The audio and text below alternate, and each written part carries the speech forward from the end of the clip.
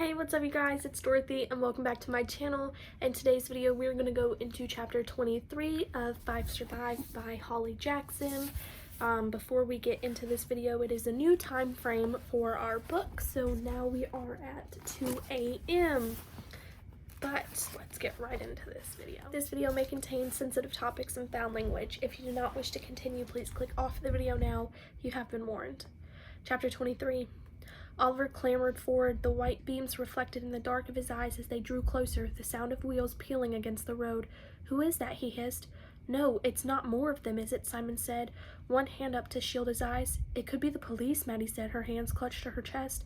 Red looked out the windshield, unblinking, filling herself with the white light, like the night had grown its own eyes staring back at her. "Turn on your headlights, Raina." Oliver pushed her toward the cockpit, "So we can see who it is." Raina's hand scrabbled for her, reaching for the lever without taking her eyes off those lights. She pushed it, and the RV's headlights clicked on, clashing with the others head to head, and now they could see what it was. Not a police squad car, but a white truck fleckered with dirt, the low rumble of its engine as it rolled forward, two figures obscured behind the windshield. It swerved slowly to spare the stretch of the road on their right, the headlights ripping free from theirs, four distinct beams. "Who the fuck is?" Arthur trailed off, moving forward to stand beside Raina at the front, the truck side, pulling to a stop right in front of them, almost corner to corner with the RV. The engine switched off, taking the lights with it. Silence and static after the tick of their engine. Now that their beams were no longer blinding her, Red could see it was a man and a woman, late 60s or early 70s. She guessed from the distance, with the two windshields between them. "Who are?" she began to say. The static cut away. "Get rid of them," the voice crackled from Red's hands. She flinched, staring down at the walkie-talkie. "You get rid of them now, or I will kill them." "Not with a sniper, then. Not part of the plan. Do not tell them anything," he continued, voice darker and deeper now. "Say you are fine, just broken down. If you tell them anything or signal them to them in any way, I will shoot them both. Not part of the plan at all." Red glanced up, caught Oliver's eye, staring at her as the keeper of the voice. "They're not with him," Oliver said. "We can use them to get help." "He just said not to do that," Arthur spoke up. "He just said, I will kill them." The sniper cut in, as though he had somehow heard. "If you tell them you're in trouble, tell them anything, you will be killing them." "I'll do it." Static. "Get rid of them or they die." Arthur's eyes widened, his mouth falling open in a silent word. "But," Maddie started to say, but the rest didn't matter because they heard the clack on a door handle slicing through the too quiet night. Red turned, watched the driver's side of the door of the truck fling open, waiting there as a man climbed out behind it. Fur-lined jacket zipped up to his chin, graying hair and red-dotted cheeks. "Hello," he called, cupping his hands around the world to protect it from the night. "You folks all right in there?" He leaned into the truck door, and he slammed it shut just as the other side opened. The woman stepped out, hair pulled back in a messy ponytail, eyes searching, looking through the windshield. They aligned on Red, and the woman smiled, raising a pale hand in a still wave. Red smiled back with teeth, just as the voice in her hand said, "Get rid of them or they die. Open the door and tell them you're fine." "We have to send them away," Arthur said, turning his eyes to the door of the RV. Oliver pulled him back. "But this could be our only chance to—" "You heard what he said," Arthur pushed against him. "Do you want to kill these people?"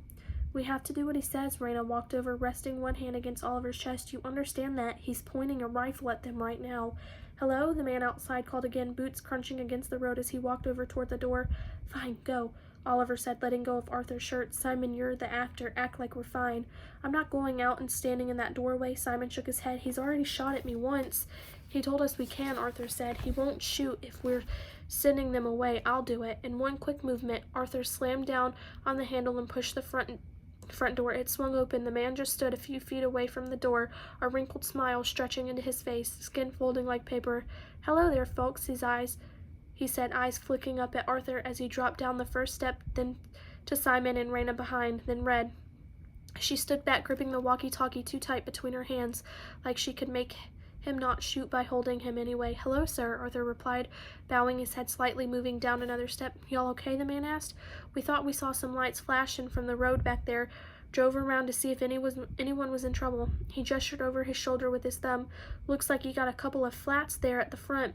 "Yeah," Arthur said, scratching the back of his head. "We think we drove over something and got a couple of punctures." "Well, I'll be," the man said, standing back, glancing at the rear tires. "Looks like you got a third out, too. And I think I smell gas." The woman stepped forward now so that she was two framed in Red's view of the open door, blocked by Arthur's moving shoulders as he stretched out one of his arms. "This is my wife, Joyce," the man said, nodding to her. "I'm Dawn." "Nice to meet you both," Arthur said. "Where are y'all from?" Joyce said, a sweet smile on her face as she stood side by side with her husband. Red tried to not picture it, the red dot floating across their backs, darting unseen between their heads. "Eeny, meeny, miny, mo. Philadelphia," Arthur answered. "Thought I recognized the accent," said Dawn. "Long way from home." "Yeah, we were on our way to Gulf Shores for spring break," Arthur said. "Bless your heart," said Joyce. Oliver moved toward the door, then his jaw set, clearly deciding it was safe if Arthur hadn't been killed yet. He pushed past him, dropping down to the final step. "Hello," he said, voice crisp, a clear black back arrow straight, the full Oliver Lavoie display. "Nice to meet you both. I'm Oliver." "Dawn." "Joyce," Dawn repeated. Seemed he recognized that Oliver was a natural leader here. How could you not, with that straight back and those fierce golden eyes? "We live on a farm just yonder, back that way. We were passing by and saw flashing lights." "What must y'all think of this, comin' home past 2 in the morning?" Joyce giggled, hiding it behind one hand. Red noticed the blue polish peeling off her nails. "We were with our daughter. She lives in Jacksonville. She just had a baby this afternoon. Our first grandbaby." The words burst out of her, tripping over each other like she couldn't have not said it. Like maybe that was the reason they'd stopped after all. "Oh, congratulations to you both," Oliver said, and Red could hear the smile pasted over his voice. "New grandparents. We're so excited," Joyce said, looking up at her husband. "Aren't we, Dawn? We couldn't not go meet the new baby right away, could we? She called him Jacob after my daddy, who passed last year, and he is the cutest little bundle you ever saw, isn't he, Dawn?" "Yes, dear." But Joyce went on, eyes flicking between Arthur and Oliver and Raina as she told her story. "You know how it is with the new baby. You don't want your parents hanging around telling you what you're doing wrong the first night. That's why we decided not to stay the night and drive home. Leave her and Thomas to it, you know." "I see," Oliver nodded. "Well, I'm sure she appreciated you driving all that way and back to visit. We're going to go again next weekend, aren't we, Dawn?" "Joyce, will you hush up for one moment?" Dawn said in an answer, an affectionate burr in his voice. "These people don't want to hear our life story, I'm sure." He looked down, grinding his boot on the road, raising his heel to steady it. "She's right, you know. You got a gas leak all around here. Looks like the whole tank might have emptied. Please don't let him look too hard to see the bullet hole in the side there. The one that took out the tank. Yeah, we think a branch might have got caught under us," Oliver said, not missing a beat. "Must have dragged it for a while, and it punctured the tires, knocked something loose underneath."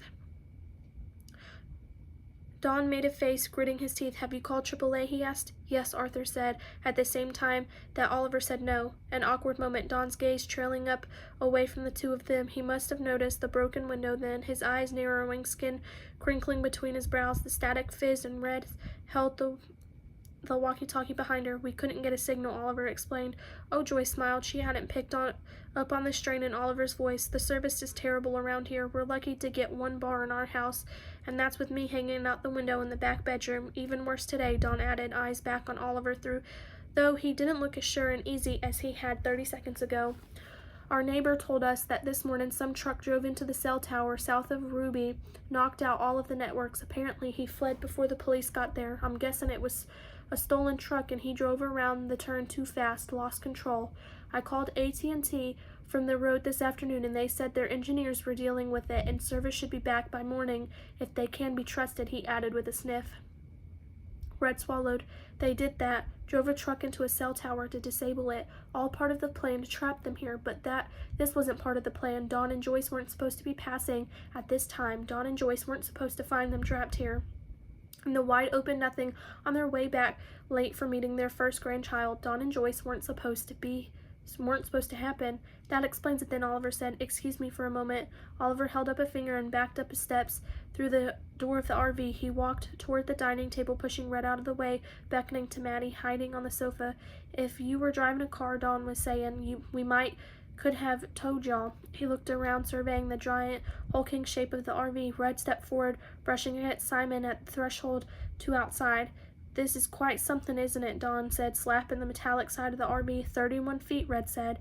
"Is that right?" Dawn said, a crinkle in his eyes as he looked up at her, pursing his lips to blow out a low whistle. "Well, I'll be." "It's my uncle." Simon stepped forward, shooting the couple a smile. Red caught the sideways view, muscles straining in his cheek. "Really?" Dawn asked. "And how much does something like this set you back?" The static spluttered behind Red's back, cutting out. Send them away, the voice threatened, low and hissing. Red held her breath. What was that, son? Dawn looked up at Simon. I said I think it's for people with more money than sense, Simon chuckled loudly, covering the static like my uncle, I guess. Right, Dawn laughed politely. Well, we got no sense and no money, Joyce joined in the laughing, her shoulders hitching. That was when Red's eyes finally caught it, slipping over the side of Joyce's shoulder, hiding in the folds of her tied-back hair, the red dot waiting, ready to put a hole in her. Red swallowed again, her smile stretchy and tight, pulling uncomfortably at her skin. Keep a straight face, just like she was taught. Give nothing away with her eyes. Face straight, story straight. All had to remember. Can you remember all that, Red? How many does it sleep? Dawn asked. There are 5 of you, right? There's 6 of us, Raina corrected, a quiver in her voice that made Red think she'd seen the dot too. Raina was preemed. She knew all the soft and delicate things waiting there beneath Dawn's and Joyce's flesh, all the horrifying ways they could split apart in the path of a bullet, insides that would stay inside because they were going to send them away to save them. Red must have stopped smiling. Joyce was looking at her funny. You okay, sweetheart? She asked. Red blinked, pasted the smile. Yeah, she said. You? I'm finer than a frog hair split 4 ways, Joyce answered, but I'm worried about y'all and how y'all are going to get on your way. What happened to the window here? Dawn asked, his feet shifting, eyes too straying up the shattered glass. Tree branch, Raina said, almost too quick, like Oliver's lie had been waiting on the tip of her tongue, but it didn't quite fit. We were too big to come down this narrow road, but we were pushed through because we couldn't turn back. Next thing we know, Tree comes through the window. Right, Dawn nodded, blinking slowly, like he was trying to picture it in the pitch black behind his closed eyelids. Red heard whispering behind her, not from the walkie-talkie, for Maddie and Oliver bent over the table, their backs to her. She sidled away from the door, and Simon asked Dawn and Joyce about their new grandchild and how birth went. Red stepped up behind Maddie, peered over her shoulder on a piece of paper ripped from the pad. Maddie was writing something with the felt tip pen, waiting for Oliver to tell her the next word. Red squinted to read the note. Help. Call the police. There's an active shooter, Oliver hissed at Maddie, turning his words into scratchy black letters on the page. We are trapped. You can't do that, Red said, making Maddie jump, smudged the last word. She hadn't known Red was right behind her. He said he'd kill them. How was the sniper going to know if I passed them this tiny note? Oliver turned to her, a low hint of rage stirring in his voice. How dare she question him? He was the leader, didn't she know? He is hundreds of yards away. He's never going to know. He might, Red said, breath stalling in her chest. Come on, she had to do better than that. How, Red? How? Oliver's eyes flashed. Go on, explain to me how the sniper is going to see this tiny piece of paper.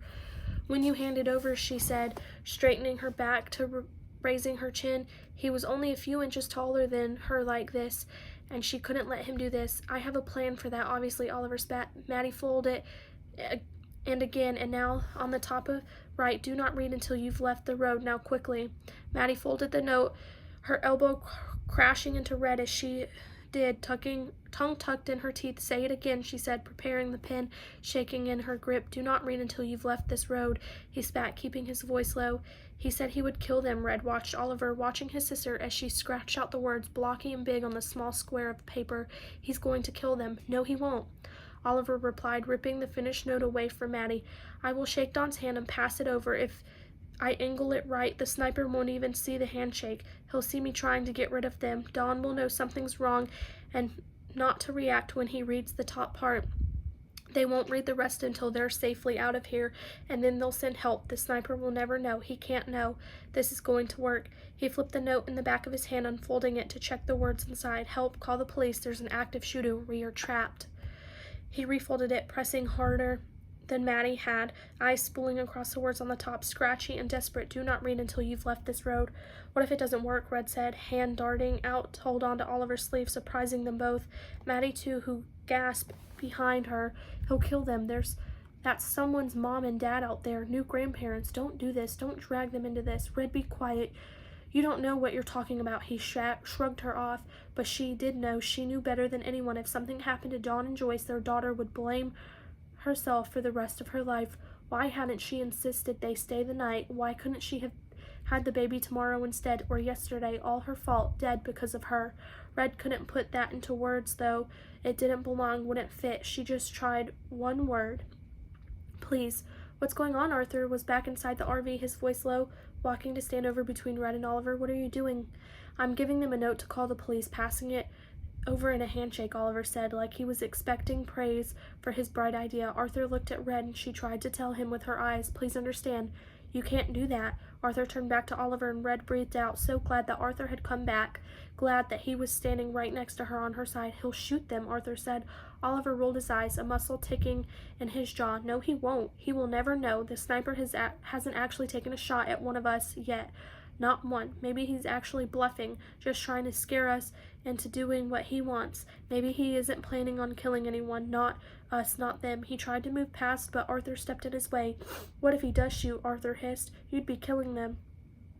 "Well, I guess it's 4 against 2. The others would agree with me." Oliver gestured his head toward Raina and Simon in the open doorway. Then his eyes flicked back to Red and Arthur.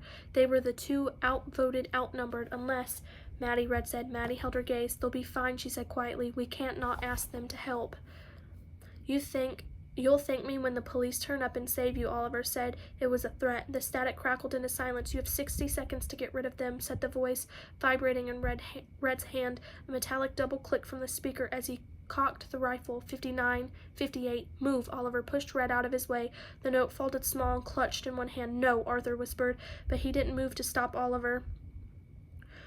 Red tried grabbing his shirt again. "Oliver, please don't." Oliver turned angry puppet strings up his neck again. His free hand darted out to Red's throat. He shoved her and she fell back onto the sofa. "You shut up," he hissed, bending over her. "You're going to get us killed." But he wasn't going to get them killed, those innocent people outside. And he didn't care. He didn't care because they weren't him. 47, 46, the walkie-talkie crackled. Arthur reached out a hand and Red took it, pulling her to her feet, but it was too late. Oliver was in the doorway, pushing past Raina to walk down the steps. "We have a landline at our place," Joyce was saying. "We can give some of y'all a ride, and you can call for help from our house." They walked over to the door, Red's hand in Arthur's, and she couldn't remember now how it had got there. "Oh, don't worry about it," Oliver said, voice loud and cheery. "We'll be fine here. We're actually just going to get some rest now. We have a long day ahead of us tomorrow. You said the service should be back in the morning. We'll call AAA when we wake up. No problem." "Are you sure?" Dawn asked. "It's no trouble." "Very sure," Oliver's voice boomed. "Think we all just want a good night's sleep, and then we'll worry about getting this RV fixed in the morning. Right, gang?" Oliver turned back to look at them, all 6 of them gathered by the door, Maddie's breath on the back of Red's neck. "Right," Raina said with a smile, but she didn't know what was about to happen. "If you're sure," Dawn returned the smile, dipping his head. Could he tell something was wrong? "Come on then, Joyce Bug, let's get you home." "Before you go," Oliver said with a flourish, "I wanted to say thank you so much for stopping. A huge congratulations on becoming grandparents." Red watched Oliver as he stepped to the left, re-angling Dawn, putting his back to the sniper's position. Where was the red dot? "Congrats, sir." Oliver offered his hand to Dawn in the darkness. Note tucked under his thumb. "Bless your heart, aren't you sweet," Joyce said, and Dawn reached out and took Oliver's hand, shaking it up and down just once. Oliver's hand withdrew empty. Dawn's face darkened, his eyebrows drawing low as he looked down at the piece of paper in his hand. Raina noticed it too, head shifting sideways on her neck. "Well, it's been nice chatting with you anyway," Dawn says. "I can talk until the cows come home," Joyce laughed, her face up to the sky, and it was too much. This was too much. Should Red scream at them to get in the RV or tell them to run like she should have before if she only listened to her gut and not Oliver? Dawn hadn't moved. His eyes shifted across the note and up, a muscle twitching, pulling at the lines around his mouth. He looked at the broken window again. "Thank you," he said, nodding at Oliver, closing his fingers around the note. Another nod. Now he must know that something wasn't right, but he wouldn't know what until he unfolded the note, scrunched up in his hand. "That was very kind of you," Dawn laughed nervously. Oliver laughed with him. "Well," he said, "you must be tired after such a busy day. We'll let you get going." Sure, Don gritted his teeth and his boots pivoted on the road, keys jangling in his grip. He turned to his wife, straightening out his face before she saw it. He didn't want her to know. "Come on then, honey. We better get out of here." Maybe it would be okay. Maybe they'd get back in their truck and be out of here before the sniper knew anything was wrong. Red wasn't breathing, staring as Joyce gave her a final smile, a final wave. The only one who didn't know, eyes quick, kind and crinkled, blue polish peeling off her nails. She turned to go, walking alongside her husband. Red didn't blink. She couldn't. She had to protect them with her eyes. She could hear Arthur's breath stuttering in his chest beside her. His hand wasn't holding hers anymore, small movements in his shoulders disturbing the air around her. Was he shaking? "You have a safe trip home," Oliver said cheerfully, raising one hand and in goodbye. As they approached their truck, crack, too quick. Joyce folded sideways onto the road, a space where the middle of her face had been. "Joy!" Don said, not panicking yet because he didn't know, maybe she just fell. Crack. A plume of blood in their headlights, a gaping hole in Don's face beside his forever open mouth. He fell slowly, knees buckling, first crumpling backward over his legs, bent all wrong, empty stare up at the stars, a halo of red pulling on the road. That is the end of chapter 23. I will see you guys in the next video. Bye.